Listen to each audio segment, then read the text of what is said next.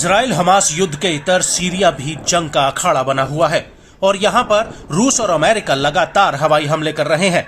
दरअसल रूस ने सीरिया के विद्रोहियों के ऊपर हवाई हमले किए हैं और वहीं अमेरिका ने भी सीरिया में ईरान समर्थित समूहों पर बमबारी की है और इन हमलों को लेकर रूस और अमेरिका अब आमने सामने है।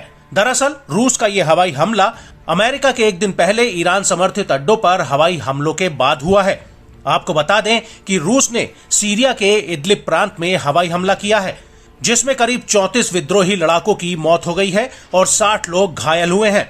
बड़ी बात यह है कि इदलिब को विद्रोही गुटों का गढ़ माना जाता है।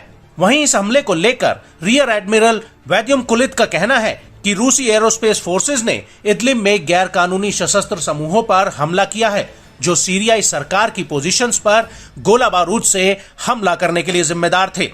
रूस का कहना है कि सीरियाई सरकार के सैन्य अड्डों पर पिछले 24 घंटों में 7 बार हमले हो चुके हैं और सीरियाई सेना ने इदलिब और एलेप्पो प्रांत में हुए हमलों को लेकर इन विद्रोहियों को जिम्मेदार ठहराया था।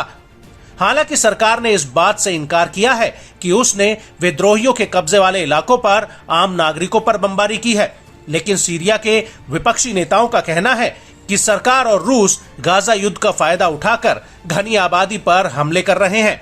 आपको बता दें कि सीरिया में 12 साल चले गृह युद्ध के बाद इदलिब इकलौता ऐसा प्रांत है जिस पर विद्रोहियों का कब्जा है और इस इलाके की आबादी करीब 30 लाख है और ऐसा दावा किया जाता है कि इदलिब के लोग सीरिया के राष्ट्रपति बशर अल असद के शासन में नहीं रहना चाहते हैं और सीरिया में साल 2011 में गृह युद्ध शुरू होने के बाद से अभी तक 5 लाख से ज्यादा लोगों की मौत हो चुकी है। वहीं दूसरी तरफ अमेरिका ने सीरिया में 2 एयर स्ट्राइक की है। अमेरिकी रक्षा मंत्री लॉयड ऑस्टिन ने इस बात की पुष्टि भी की है और इन हमलों में कम से कम ईरान समर्थित 8 लड़ाके मारे गए हैं। अमेरिकी रक्षा मंत्री का कहना है, Last night, our U.S. forces conducted precision strikes in eastern Syria against 2 facilities that are used by Iran's IRGC and affiliated groups. And I just want to remind you that these strikes are intended to disrupt and degrade the freedom of action and capabilities of these groups, which are directly responsible for attacks on U.S. forces in Iraq and Syria.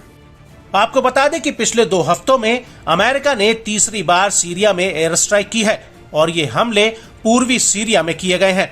वहीं दूसरी तरफ Iraq और Syria में America और गठबंधन सेना पर कम से कम 40 बार हमले हुए हैं। इन हमलों के पीछे ईरान समर्थित आतंकी संगठनों का हाथ है और बड़ी बात यह है कि इन हमलों में करीब 56 सैनिक घायल हुए हैं, लेकिन अमेरिकी सेना के अनुसार अधिकतर सैनिक दोबारा ड्यूटी पर वापस आ चुके हैं।